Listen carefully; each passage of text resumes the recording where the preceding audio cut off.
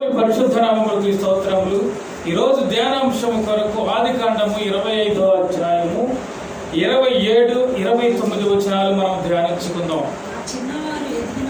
ఆ చిన్నవారు ఎదిగినప్పుడు ఏశావు ఏటాడుట యందును నేర్పరి అయి అరణ్యవాసిగా ఉండెను. యాకోబు సాధువై గుడారములలో నివసించుచుండెను. చాలు, దేవుని వాక్యము ద్వారా మనతో మాట్లాడునుగాక. ఆమేన్. అయితే ప్రియమైన దేవుని బిడ్డలారా, ఈ ఒక్క వాక్యము ధ్యానించే ముందు మన జీవితంలో కొన్ని విలువైనవి ఉంటాయి కదా. మన జీవితంలో కొన్ని విలువైనవి ఉంటాయి.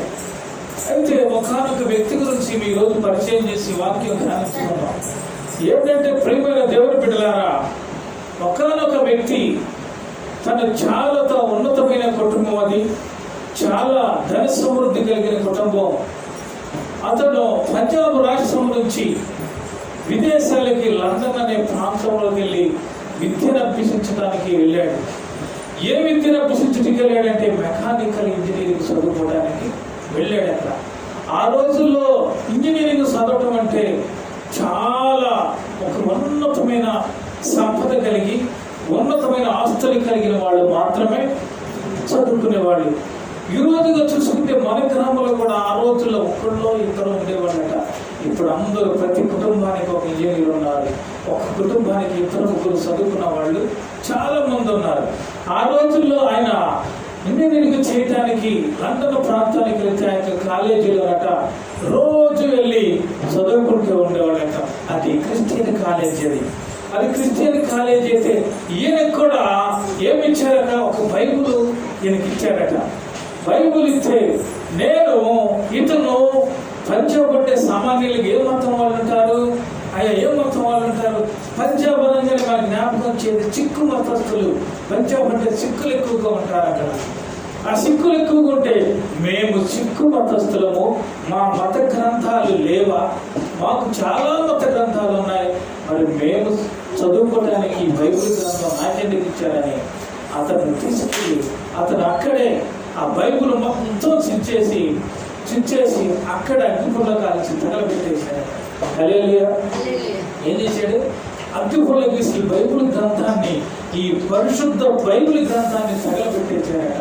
అదే క్రైస్తవులు అంటే. అయితే బైబిల్ని ఒక పవిత్ర గ్రంథంగా మనం చూస్తాం, చాలా పరిశుద్ధ గ్రంథంగా చూస్తాం. ఈ గ్రంథాన్ని మనము దేవునితో సమానంగా మనము చూస్తాం. ఎందుకంటే ఆది యందు దేవుడు ఉండేను, దేవుడే వాక్యం ఉండేను, ఆ దేవుని వాక్యమే ఈ పరిశుద్ధ గ్రంథం అని చెప్పేసి మనం అంత పవిత్రంగా చూసే గ్రంథము ఆయన ఏం చేశాడంటే చించేసి అగ్గిపుల్ల పెట్టి కాల్ చేసిన తర్వాత తన మనసుకు ఒక ఆలోచన వచ్చిందట. ఈ అట్లు తీసేశాడట. ఈ అట్ట తీసేసి, ఈ అట్ట అయితే చూస్తానికి చాలా పరిశుద్ధత ఉంది, చాలా అందంగా ఉంది, ఈ అట్టను మనం దాద్దాంలే అని చెప్పేసి ఈ అట్టను తీసుకెళ్ళి తన గృహంలో ఉన్న ఎలాంటి సెల్ఫ్ బట్టలో ఆ సెల్ఫ్లో పెట్టేశాడట. సెల్ఫ్లో పెట్టేసి అట్ట కొన్ని దినాలు జరిగినాయి, కొన్ని వారాలు జరిగినాయి, కొన్ని నెలలు కూడా జరిగిపోయి అతను చదివేది క్రిస్టియన్ కాలేజీ, కానీ అతని దృష్టి అంతా ఎక్కడుందట, తన మత గ్రంథాల వైపు, తన యొక్క నమ్ముకున్న దేవుడి వైపు ఉంది. అయితే ప్రియమైన దేవుని బిడ్డలారా, అతను అన్నాడు కదా, ఒకసారి ఒక ఆలోచన వచ్చి, ఈ అట్ట నేను దాచిపెట్టాను, అసలు ఈ అట్ట మీద ఏముంది, అసలు క్రైస్తవులు ఎందుకు దాన్ని అంత పవిత్రంగా చూస్తున్నారని చెప్పేసి ఈ అట్టను ఒకసారి తీసి చూశాడట. ఇతను చూడంగానే పరిశుద్ధ గ్రంథం ఇది పరిశుద్ధ గ్రంథం అని ఎందుకుంది అంటే, అన్ని పరిశుద్ధ గ్రంథాలు కాదా, ఇదొక్కటే పరిశుద్ధ గ్రంథమా ఈ ప్రపంచంలో, ఈయనొక్కటే పరిశుద్ధుడైన దేవుడా అని చెప్పేసి ఆయనలో ఒక ఆలోచన పుట్టిందట. ఆయన ఆలోచనలో పుట్టి అసలు ఈ గ్రంథంలో ఏముందో అని తీసి మరలా మొత్తం నూతనమైన బైబిల్ తెచ్చుకొని చదవడం ఆరంభించి కొన్ని రోజులు, కొన్ని నెలలు చదివిన తర్వాత దాంట్లో ఉన్న అనేక అంశాలు తన హృదయాన్ని ఏం చేసిందట, తన హృదయంలోనికి ఆ యొక్క ప్రభువు ఎన్నో మాటల ద్వారా మాట్లాడుతూ తన హృదయాన్ని నిజమైన దేవుడు ఈయనే, నిజమైన దేవుడు ఈయనే, నిజమైన గ్రంథం అంటే పరిశుద్ధ గ్రంథమే అని చెప్పేసి ఆయన తెలుసుకొని ఆనాటి నుంచి ఆయన పరిశుద్ధ గ్రంథం పాటించటం అని చెప్పేసి రెండు ఆలోచనలు కలిగి చేస్తూ ఉన్నాడట. అలా చేస్తూ ఉన్న టైంలో ఆ యొక్క చదువు అంతా అక్కడ అయిపోయింది. తన చదువు ముగించుకొని మరలా మన భారతదేశానికి పంజాబ్ రాష్ట్రానికి వస్తే ఆయన కొంతకాలానికి ఏం చేశాడంటే, అమ్మా నేను పరిశుద్ధతను తెలుసుకున్నాను, పరిశుద్ధ గ్రంథం నేను తెలుసుకున్నాను, పరిశుద్ధుడైన దేవుడు కూడా తెలుసుకున్నాను. ఏంటిరా నువ్వు ఈ పనులు చేయటం, నేను విదేశాలు పంపించింది ఎందుకేనా, నువ్వు ఇలా అయిపోయావేంట్రా, అసలు ఏంటి నీ జీవితం, నీకు ఒక భార్య ఉంది, నీకు ఒక కుటుంబం ఉంది, మనకు లెక్కలేని తరగని ఆస్తి కూడా మనకుంది, ఈకెందుకురా ఈ పనంతా అని అనుకున్నాడట. అనుకొని అంటే అమ్మా భార్య కూడా మన జీవితంలో విలువైనది ఏంటని చెప్పేసి మీకు చెప్తాను. చాలా మందికి విలువైనది మన జీవితంలో ఉంటాయి, చాలా విలువైనవి కూడా మన హృదయంలో ఉంటాయి. ఈయన అమ్మా నిజమే, విలువైన వారే మీరు, విలువైన తల్లిదండ్రులే మీరు, ఆస్తి కూడా చాలా కోట్ల ఖరీదు చేసే ఆస్తి ఉంది, కానీ విలువ కలిగిన భార్య కూడా మీరు నాకు ఉంది, విలువ కలిగిన భార్యలు కూడా నాకు ఇచ్చారు. కానీ అమ్మ అంతకంటే విలువైనది ఈ పరిశుద్ధ, అంతకంటే విలువైనది ఈ పరిశుద్ధ గ్రంథం, అంతకంటే విలువైన వాడు ఈ పరిశుద్ధ గ్రంథంలో ఉన్న ఆ ప్రభు అయిన యేసుక్రీస్తు. మీరందరూ కావాలి, ఆయన కూడా మీరందరూ కావాలి నాకు, ఆ పరిశుద్ధుడైన ప్రభు కూడా నాకు, పరిశుద్ధుడైన ప్రభు కూడా నాకు కావాలని అంటున్నాడట. అలాగంటే అయితే నీకు మా ఆస్తి ఇవ్వం, నువ్వు నాకు బిడ్డవే కాదు, నీకేది మా నుండి సంక్రమించుకుని ఇక్కడ నుంచి వెళ్ళిపోన్నాడట. ఆ తర్వాత ఆయన అలాగ తన జీవితాన్ని, సువార్త అనే జీవితాన్ని పెట్టి, నేను తెలుసుకున్న ఈ ప్రభువుని ప్రజలకు చెప్పాలి, నేను తెలిసిన ఈ పరిశుద్ధ గ్రంథాన్ని, ప్రభువు ఇచ్చిన ఈ గ్రంథాన్ని ప్రజలకు వెల్లడించాలని ఒక ఆలోచన కలిగి కట్టుబట్టలతో ఆయన ఎక్కడికి వచ్చాడట, మన ఈ యొక్క ఆంధ్రప్రదేశ్ ప్రాంతంలోకి వచ్చి హైదరాబాద్ కేంద్రంగా చేసుకొని గొప్ప శ్రావకుడిగా ఆయన ఎరిగాడు. ఆయన ఎవరో మీకు తెలుసా? ఆయనే భక్సింగ్ గారు, సింగయ్య భక్సింగ్ గారు, చాలా గొప్ప సేవకుడు. ఆయన 10,000 సంఘాలని ఈ ఇండియా ప్రాంతంలో స్థాపించాడట. మన భారతదేశం ఎంతమంది?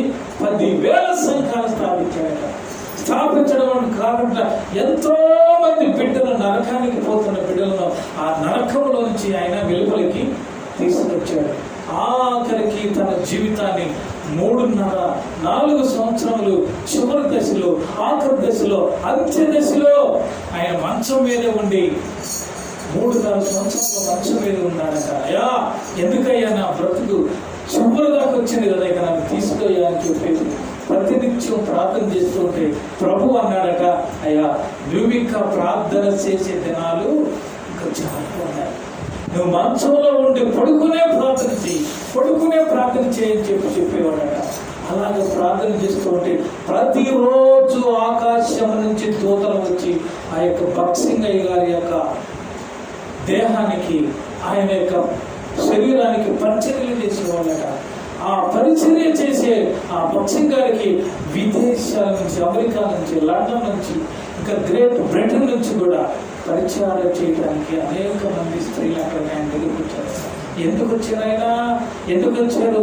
ఆయన అంత విలువ కలిగిన వాడు, ఆయన పరిశుద్ధ గ్రంథానికి అంత విలువ ఇచ్చాడు, పరిశుద్ధుడైన ప్రభువుకి అంత విలువ ఇచ్చాడు. కాబట్టి అనేక మంది ఆయనకు అంత విలువిచ్చి ఆయన చివరికి చనిపోతే విజయవాడ మొత్తం కూడా ఆ యొక్క చాలా మంది, హైదరాబాద్ అంతా కూడా ట్రాఫిక్ తో నిండిపోయిందట.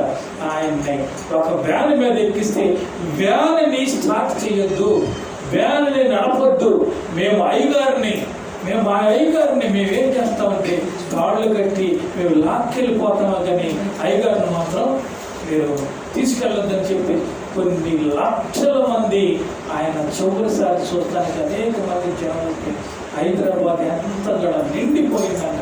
రాజకీయ నాయకులేమి, అనేక మంది ఎవరైనా ఇంత గొప్ప సేవకుడా, ఇంతమంది ఎలా వచ్చారు? ఆ చుట్టుపక్కల అనేక ప్రాంతం, మన ఆంధ్రప్రదేశ్ రాష్ట్రము, ఇతర రాష్ట్రాల్లో కూడా అనేక మంది ఆయన చూడటానికి వచ్చారు.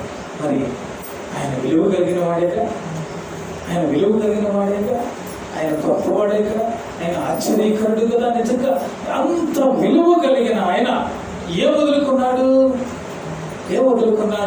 తన కుటుంబాన్ని వదులుకున్నాడు, తన ఆస్తిని వదులుకున్నాడు, తన సొంత భార్య వదులుకున్నాడు. ఆస్తిని అంతా వదులుకొని ఈయన పరిశుద్ధుడు, ఈయన పరిశుద్ధాత్ముడు, ఈ గ్రంథము పరిశుద్ధం కలిగిందని అనేక మంది సువార్త చెప్పి నశించిపోయేవాడిని ఆయన దగ్గర సువార్త చెప్పి ఎంతో మందిని ఆయన రక్షించారు.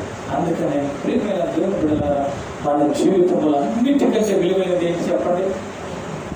అన్నిటికంటే విలువైనది, మన జీవితంలో అన్నిటికంటే విలువైనది మనం తీసుకొచ్చి ఇక్కడ ఒక పెద్ద విలువ కలిగిన ఒక వస్తువు బంగారం తీసుకొచ్చి ఒక 10 లక్షల రూపాయలు ఖరీదు చేసి ఒక బంగారం పెట్టాం, ఒక పక్క బైబిల్ పెట్టాం.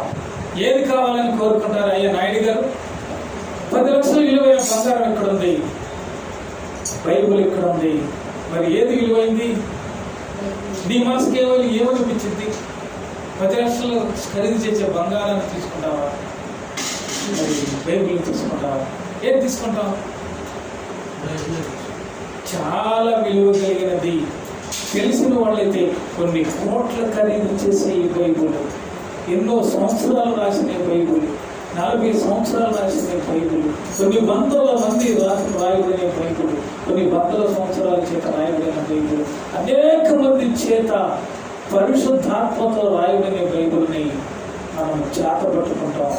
మనం అయితే విలువ కలిగిన ఈ బైబిల్ని మనం తీసుకుంటాం. 10 లక్షల బంగారాన్ని వదిలిపెడతాం. మరి మా అమ్మగారు ఏం చేసి, చాలా మంది తెలుగు వాళ్ళు ఇదేముందిలే, ఒక 2,000 పెట్టుకుంటే వస్తుంది, 2,000 3,000 పెట్టి కొనుక్కుంటే బైబిల్ వస్తుంది, ఎందుకు 10 లక్షల బంగారం దొరికింది కదా అని చెప్పేసి ఏం చేస్తామా?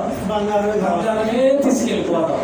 ప్రియమైన దేవుని బిడ్డలారా, చాలా మంది ఇంతగా ఒక ఆయనంట దేవుని యొక్క సన్నిధికి, ఒక రాజుగారట ఏం చేశాడంటే, రాజుగారి దగ్గరికి వచ్చి సాటింపు వేశాడంట, ఈరోజు వచ్చిన కడు పేదవారికి వారు ఏం కోరుకుంటే అది ఇస్తారన్నాడట.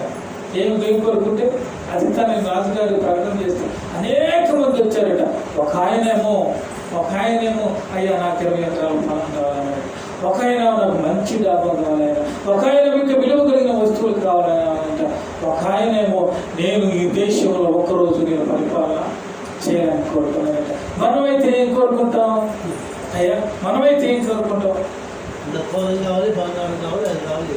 సహజంగా మనందరం కూడా అదే కోరుకుంటాం. వాళ్ళలో ఒక వ్యక్తి ఏం కోరుకున్నాడంటే, అయ్యా నువ్వు ఒక్క రోజు వచ్చి నా గృహానికి ఉండు, మా ఆతిథ్యాన్ని స్వీకరించమన్నాడట. నువ్వు ఒక్క దినం వచ్చేసి మా గృహానికి రాయ్యా, ఆ దినంలో మా యొక్క ఆతిథ్యాన్ని మీరు స్వీకరించమన్నాడు. ఈడెవడో పిచ్చోడు లాగా ఉన్నాడు, ఆర్తిస్తానంటే వద్దంటున్నాడు, ఎంత ఏమిస్తానో నాకు వద్దంటున్నాడు. ముందు నా ఇంటికి రా, నేను పెట్టే ఆహారాన్ని తిని ఒక్క పూట కొన్ని గడియలు మా ఇంట్లో ఉండి వెళ్ళిపోమంటున్నాడు. అయితే రాజుగారు ఆ విధంగా మేళతాళాలతో ఆ ఇంటికి ముందు అసలు ఆ ఇల్లు ఎక్కడుందో చూడించాలని చూసి రమ్మని చెప్పేసి మా మనల్ని పంపించాడు. ఆ ఇల్లు ఎక్కడుంది? ఒక మారు మూలన, ఒక చివరన, ఆ ఇంటికి రోడ్డు కూడా లేదు. ఆ ఇల్లు చిన్న మన అక్కడ హన్సన్ గారి ఒక చిన్న పాక, ఆ పాక వేసుకొని ఆ పాకలో ఉంటున్నాడట. ఆ పాకలో ఉంటే ఇల్లు వచ్చి అక్కడ వార్తాహరులు చెప్పారు, అయ్యా చాలా దూరం అయ్యా ఇల్లు, అసలు దారి కూడా లేదు, మన యొక్క గుర్రబండి వెళ్ళదయ్యా అన్నాడు. వెంటనే రాజుగారు ఏం చేశాడు? ఆ ఇంటికి వెంటనే రోడ్డు వేసాడు. ఆ ఇంటికి ఏం చేసేయాలి? వెంటనే సిమెంట్ రోడ్డు వేసేయండి అన్నాడట. ఆ తర్వాత ఆ ఇంటికి రాజుగారు వచ్చేలోపు 10 రోజుల్లో మన ఇక్కడ మంచి ఇల్లు తయారు చేయాలి, మంచి గొప్ప ఇల్లు తయారు చేయాలని చెప్పి ఇల్లు కూడా ఆయనకి కట్టించేశాడు. ఇంకా ఆయనకి ఏమి లేవు, రాజుగారు వస్తే కూర్చోడానికి కుర్చీలు, కశ్యపు మంచం పడుకోవాలంటే మంచం, ఇంకా విలువ కలిగిన ఎన్నుండయో ఆ రాజ్యం, ఆ విలువ కలిగిన అన్ని అక్కడికి తీసుకొచ్చేసారట. మరి ఆయన ఆలోచన ఎంత గొప్పదో తెలుసా? ఒక ఎకరం పొలం కొంటే ఎకరం పొలమే వచ్చేదేమో, కానీ అతను కోరుకున్న కోరిక వల్ల ఆ ఇంటికి రోడ్డు వచ్చింది, మంచి గృహం వచ్చింది, మంచి విలువ కలిగిన వస్తువులు ఆ ఇంట్లోకి వచ్చేసి అతనికి జీవిత కాలానికి సరిపడా ఆస్తిని ఆయన ఇచ్చేసి వెళ్ళిపోయాడు. మనం ఏం కోరుకోవాలి? దేవుణ్ణి ఏం కోరుకోవాలండి? దేవుణ్ణి కోరుకోవాలా? దేవుడిచ్చే వరాలు కోరుకోవాలా? మీరు ఒక్కసారి ఆలోచించుకోండి. ఆయన ఇచ్చే వరాలు కోరుకోవాలి. ఎన్ని మనకు వరాలు? పొలం ఒక వరం, ఆరోగ్యం ఒక వరం, ఐశ్వర్యం ఒక వరం, ఇవన్నీ కూడా ఆయన ఇచ్చే వరాలు. కానీ ఆ ప్రభువుని కోరుకుంటే, ఆ ప్రభువే నీవు కావాలని ఆశపడితే, మరి ఆయన ఎంత విలువ కలిగిన వాడే కదా. ఆయన నిజంగా నువ్వు రమ్మని కోరుకుంటే నీ హృదయంలోకి వస్తాడు. అప్పుడు హృదయంలోకి వస్తే నీకేమి లేదో, నీకేది ఉందో, ఎందుకంటే నీ హృదయం రాగానే ఆయన నీకేమైపోతాడు? నీ తండ్రి అయిపోతాడండి. ఏమైపోతాడు? నీకు తండ్రి అయిపోతాడు, నీకు యజమానుడు అయిపోతాడు, నీకు అన్న అయిపోతాడు.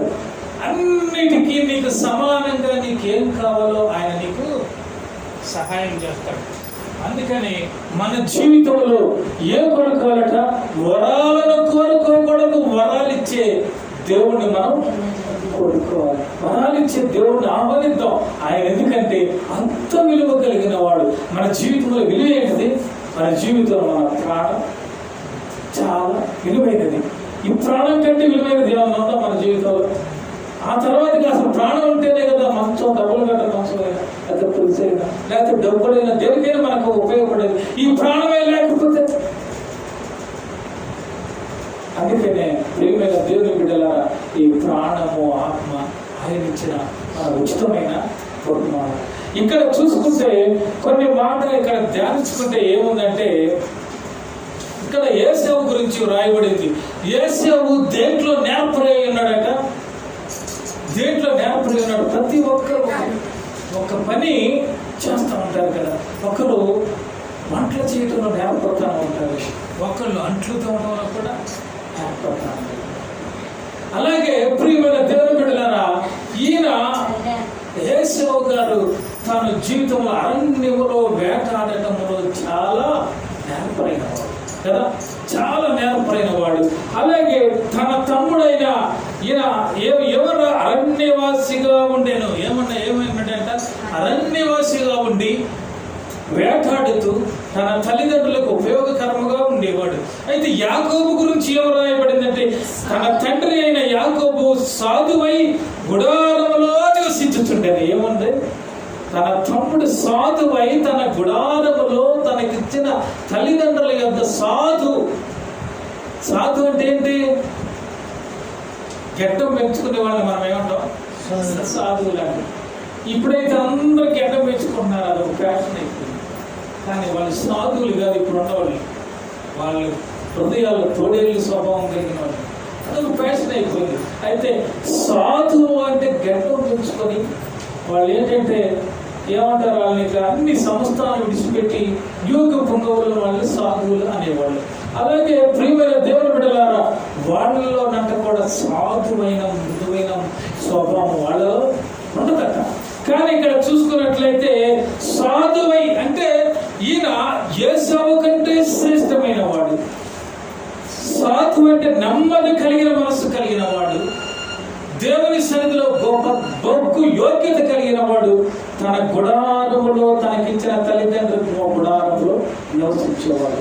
ఇతరుల్లో ఎవరు విలువ కలిగిన వాళ్ళు, ఎవరి పనికి వాళ్ళే విలువైన వాళ్ళుగా ఉన్నారు. అయితే ప్రియమైన దేవుని బిడ్డలారా, మన జీవితంలో కూడా కొన్ని విలువ కలిగినవి ఉంటాయి. మీకు తెలియదు, ఎన్నటి కాలంలో ప్రతి ఒక్కరికి ఇప్పుడు కాలం జ్యేష్ఠత్వ హక్కు అనేది ఒక తెలుసా? పెద్దగా ఆడోళ్ళు కానీ మగోళ్ళు కానీ మొదటగా పుట్టిన వాళ్ళకి కొంచెం ఎక్కువ భాగం వాళ్ళకి తల్లిదండ్రులు అన్నిటి విషయంలో మొదటగా పుట్టాడా? మరి మొదట పుట్టారా, చాలా పుట్టారా? అయితే మొదటిగా పుట్టిన వాళ్ళకి ఏమిస్తారు? జ్యేష్ఠత్వపు మొదటి హక్కు వాళ్ళకి ఇస్తూ ఉంటారు. పొలంలోనైనా దేంట్లోనైనా తల్లిదండ్రులు జ్యేష్ఠత్వపు హక్కు ఇస్తారు. అలాగే ఈ యేసేవు కూడా జ్యేష్ఠత్వపు హక్కు మొదటగా పుట్టాడు కాబట్టి జ్యేష్ఠత్వం హక్కు ఇవ్వాలి. అలాగే ప్రియమైన దేవుని బిడ్డలారా, ఇక్కడ ఏం జరిగిందంటే యేసవు అరణ్యానికి వెళ్ళాడు, ఇంటికి వచ్చాడు ఆకలికి వచ్చేసరికి ఈ సాధువైన మృదువైన యాకోబు దేంట్లో ఏర్పడై ఉన్నాడు, ఇంట్లో వంటలు చేస్తూ కూడా ఏర్పడై ఉన్నాడట. హల్లెలూయా. ఇంట్లో వంటలు కూర కూడా చేస్తూ ఉండగా ఆయన కలకూర చిక్కుడుకాయలు ఇలా కలిపి కూర వండుతున్నాడట. ఎవరిగా కారం వేసి కూర వండుతున్నసరికి మంచి ఆకలి మీద వచ్చిన జ్యేష్ఠత్వం కలిగిన ఆ ఏశావు ఈయన చూసేసరికి తన ఆకలితో ఏం చేశాడట, ఆ కూర నాకు కావాలి, ఆ కూరతో నాకు భోజనం పెట్టమని అడిగాడట. అప్పుడు ఏమన్నాడు, నీ జ్యేష్ఠత్వపు నేడు నాకెమ్మన్నట్టుగా నేను చావబోతున్నాను కదా, నా జ్యేష్ఠత్వ హక్కు ఎందుకు అంటే నేను ఎప్పుడైనా చనిపోతాను కదా, అరణ్యవాసిని కదా, అరణ్యంలో జీవిస్తాను కదా, ఏ పులిలో ఏ జంతువులో నన్ను చంపేస్తాను, ఈ జ్యేష్ఠత్వం నాకు ఎందుకు, ఈ జ్యేష్ఠత్వ హక్కు కూడా నీవే తీసుకో. దానికి బదులుగా ఏమన్నాడు, కూరని అడిగాడు. దానికి బదులు యాకోబు ఏమడిగాడు, జ్యేష్ఠత్వ హక్కుని అడిగాడు. అడగటమే కాకుండా ఏం చేశాడు, అక్కడ ప్రమాణం చేయించుకున్నాడు. హల్లెలూయా. తన జీవితంలో కూడా ప్రియమైన దేవుని బిడ్డలుగా అక్కడ చూసుకున్నట్లయితే జీవితంలో యేసువుకి జ్యేష్ఠత్వపు విలువైన ఆ హక్కుని ఏం చేశాడు, ఆయన పోగొట్టుకున్నాడు. విలువైన హక్కుని పోగొట్టుకున్నాడు. విలువైన హక్కుని యాకోబు సంపాదించుకున్నాడు. దేని వలన సాధువై మృదువై ఉన్న మనసు. ఇంకా చూసుకున్నట్లయితే యాకోబు అక్కడ అన్నం తిని నీళ్లు తాగి లేచి వెళ్ళిపోయాడట. ఇంక ఏసావు గురించి ఏమని రాయబడిందంటే, జ్యేష్ఠత్వ హక్కుని తృణీకరించుకొని ఈ లోకమైన ఆహారం కోసం ఆయన అమ్మేసుకున్నాడు.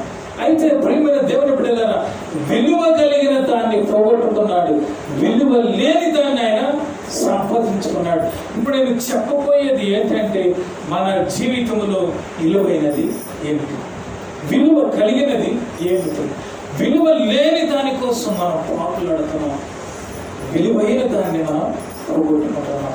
ఈ ప్రపంచంలోనే అత్యంతమైన విలువ కలిగినది మన ప్రాణం.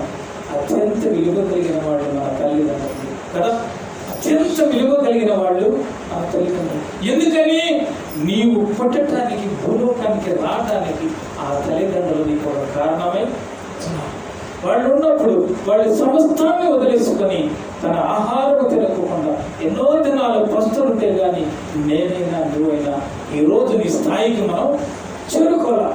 ఈ స్థాయికి మనం చేరుకున్నామంటే ఆ తల్లిదండ్రులు ఎంత త్యాగం చేసేదో.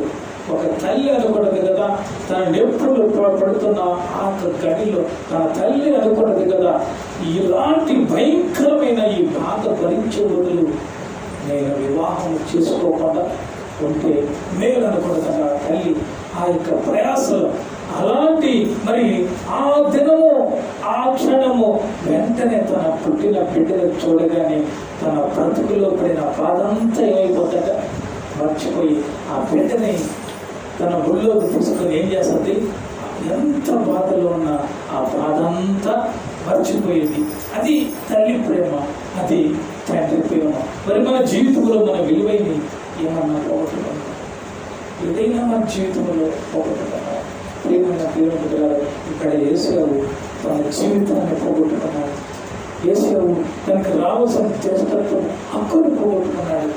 అలాగే ప్రియమైన మన జీవితంలో కూడా విలువైన దాన్ని మనము ఎప్పుడు కూడా ఎన్నడూ కూడా పోగొట్టకూడదు. ఒకవేళ ఇంకొక వాక్యం చూసుకున్నాం, రోమీయులకు రాసిన పత్రికలో నుంచి 11వ అధ్యాయం 24వ మాట చదువుకున్నాం, తీసుకున్నాం. 141వ పేజీ.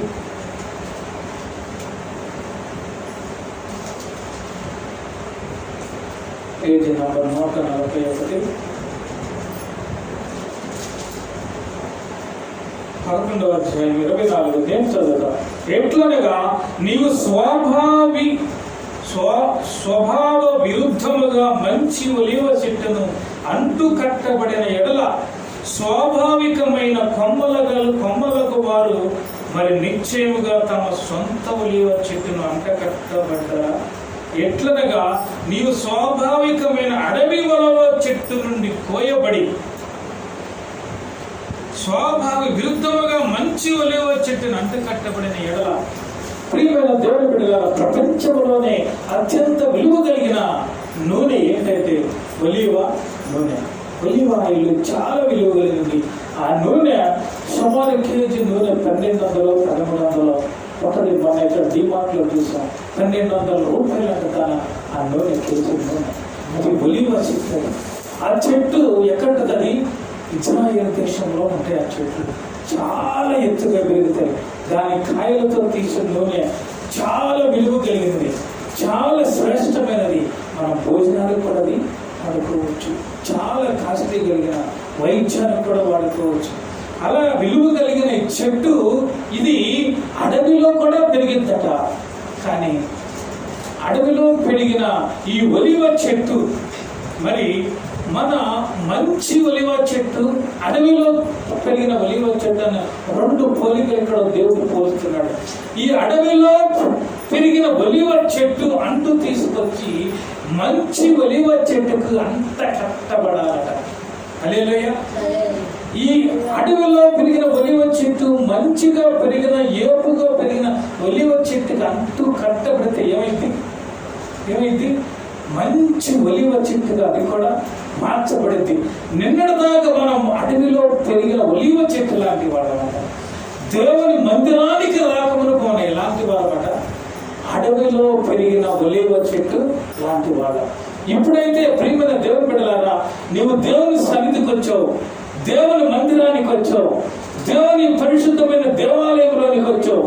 ఈ దేవాలయంలోకి వచ్చిన నీవు అడవిలో బ్రతికావు నిన్నటిదాకా, మనుషుల మధ్య బ్రతికావు నిన్నటిదాకా, మనుషుల మధ్య నీవు జీవించావు నిన్నటిదాకా.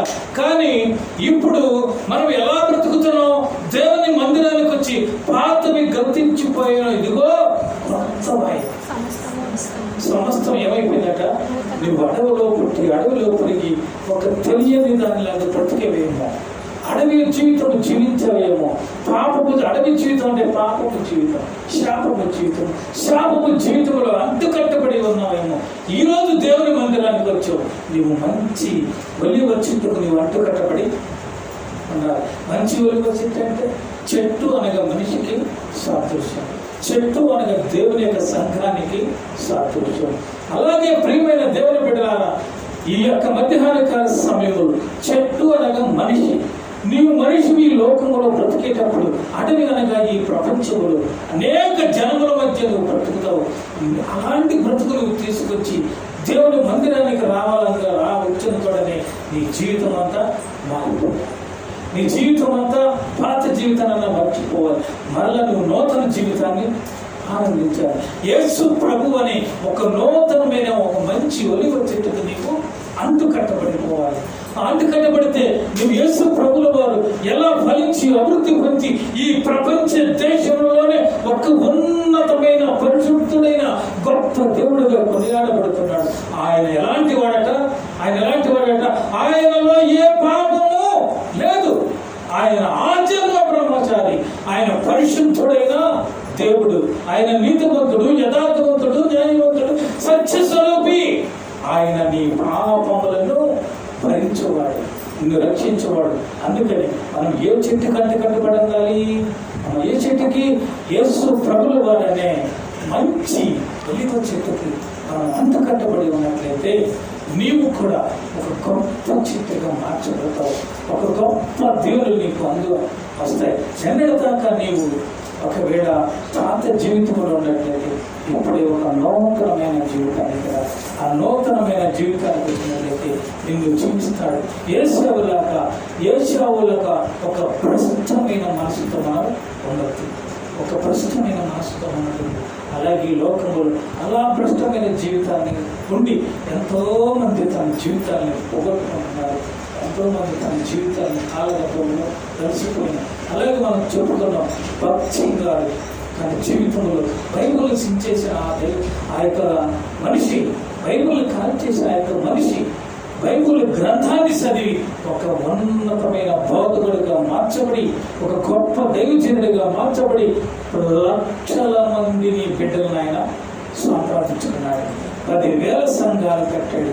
అలాంటి వాడు గొప్ప యాజకుడిగా కొనియాడబడ్డాడు. మరి మనం మన జీవితంలో కూడా గొప్ప జీవితాన్ని ఆరంభిద్దాం. ఒక మంచి ఒలివ చెట్టులాగా బ్రతుకుదాం. దేవుని సన్నిధిలో మన పాప జీవితాన్ని వదిలిపెడదాం, నీతి జీవితాన్ని ఆరంభిద్దాం. అట్టి జీవితం ఆరంభిస్తే నాకేం దొరికిందట? ఏం దొరికింది? పరలోక రాజ్యం మనకు దొరికింది. వరాలు కోరుకుందామా? లాస్ట్గా వరాలు కోరుకుందామా? వరాలు ఇచ్చే దేవుని కోరుకుందామా? వరాలు కోరుకుందామా? వరాలు ఇచ్చే దేవుని కోరుకుందామా? ప్రియమైన దేవుని బిడ్డలారా, వరాలు ఇచ్చే ప్రభువును మనం కోరుకున్నట్లయితే, ఆ ప్రభు నీ మందిరానికి వచ్చినట్లయితే, ఆ గృహము నీ యొక్క గృహంలోనే, ఆ దేవుడు నీ గృహంలోకి వస్తే నీకన్నీ ఆశీర్వాదాలు, నీకన్నీ ఆశీర్వాదాలు. అట్టి ఆశీర్వాదాలు మనము, మన కుటుంబాలు, మన దేశం సంపాదించుకుందాం. ఇటు వాక్యాన్ని దేవుడు దీవించునుగాక. ఆమేన్. ఈ వాక్య భాగం మీకు నచ్చినట్లయితే ప్రియమైన దేవుని బిడ్డలారా, మనము కూడా మన బిడ్డలను, మన కుటుంబాన్ని కూడా మంచి వరాలిచ్చే దేవుడిని కోరుకున్నాం. ఇటు వాక్యాన్ని మీరు విన్నట్లయితే, ఇటు వాక్యాన్ని మీరు ఆస్వాదించినట్లయితే, మీరు చూడండి, లైక్ కొట్టండి, సబ్స్క్రైబ్ చేసుకోండి. మీ జీవితాలు దీవించి ఆశీర్వదించబడాయి. ఈ వాక్యము దీవించి దేవుడు ఆశీర్వదించునుగాక. ఆమేన్. అందరికీ ప్రేమపూర్వక వందనాలు తెలియజేస్తున్నాను.